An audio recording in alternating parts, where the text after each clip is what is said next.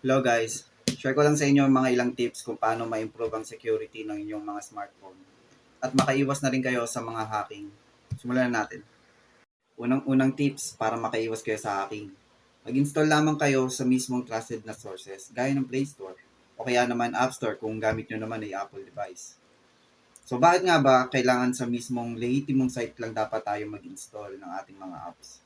Gaya na lamang ng nakikita nyo ngayon sa video, karamihan sa mga app ay nangihingi ng permission kung saan maaaring ma-access ang inyong mga picture na nakasave sa inyo. Pati na rin yung mga masaselang files nyo, pati na rin mismo yung camera, hindi nyo namamalayan na pinapanood na pala kayo ng hacker. So, 'di ba? Kaya kailangan sa mismong lehitimo lang tayo mag-install. Okay, pangalawang tips, set a strong passcode. Alam ko marami sa inyo hindi gumagamit ng passcode di ba? Kasi napaka-inconvenient nga naman. Halimbawa, may kailangan mo kagad buksan yung cellphone mo, humihingi pa ng passcode, di ba?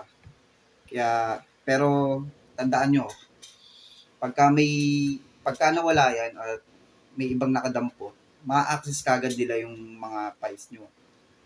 Makikita kagad yung mga bank account nyo dyan, kung may nakasave man. Kaya mas mabuti, gumamit na lang kayo ng passcode. Okay, pangatlong tips, avoid following links or downloading attachment from unknown people.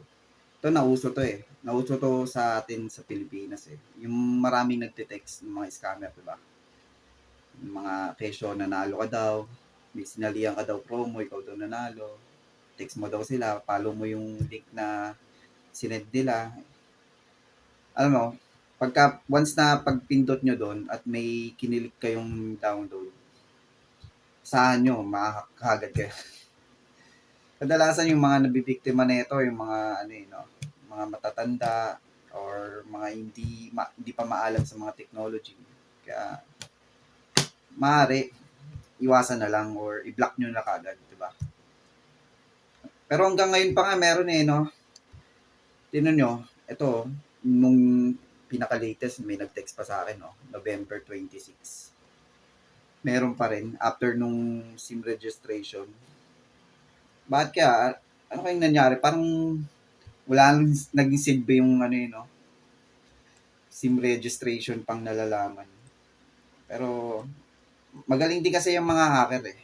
Maaring ni-register din nila or kumuha ng yun yung mga nababalitaan natin na na bumibili sila ng mga illegal SIM, yung mga nagbebenta ng SIM card.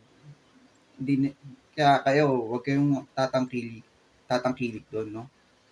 Kasi magagamit nila yung pangalan nyo sa pang-scam nila, di ba? So, hanggat maaari, iwas na lang.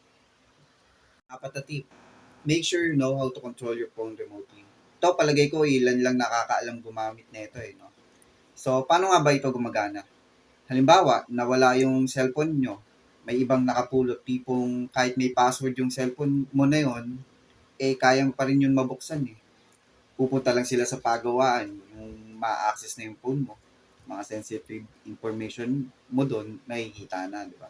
So, kung gagamit ka nito, once na kumonekta sa internet yung nakakuha ng cellphone mo na yon, maaari mo yun ma-monitor kung saang lugar siya. O i-erase na lang lahat ng mga nakasave doon sa cellphone mo na yun. So, kahit nakuha niya yung cellphone mo, medyo mapapanatag ka pa rin kasi hindi niya ma-access mga account mo doon or mga masiselang larawan mo kung meron man. Lima sa tip ko, use caution with unsecured Wi-Fi connection. Ito sigurado ako maraming nabibiktima dito Lalo na yung mga walang pang-load, yung maasa na lang sa libreng Wi-Fi ng kapitbahay. Pero isang magandang halimbawa nito sa mall or public places. 'Di ba may mga libreng Wi-Fi doon? So ano nga ba yung posibleng mangyari kapag kumonekta tayo sa mga free public Wi-Fi? Ito, basahin nyo na lang. Alam ko naman, nakakaintindi kayo ng English. Yan.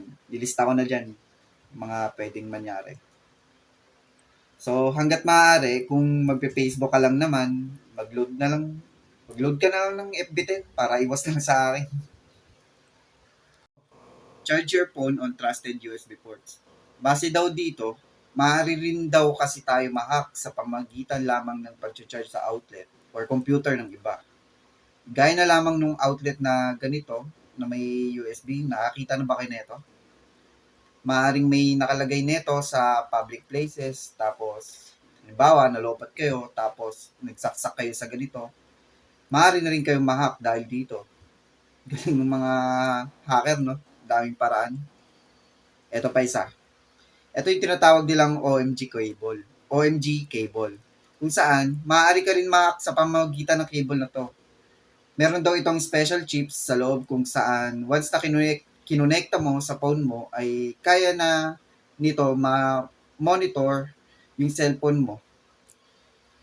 Halimbawa, nakalimutan mo yung charger mo, nanghiram ka ng charger ng iba, o kung sino man yung hiniraman mong hindi mo kilala, tapos ganito pala yung pinahiram sa'yo, eh, mapapa-OMG ka na lang.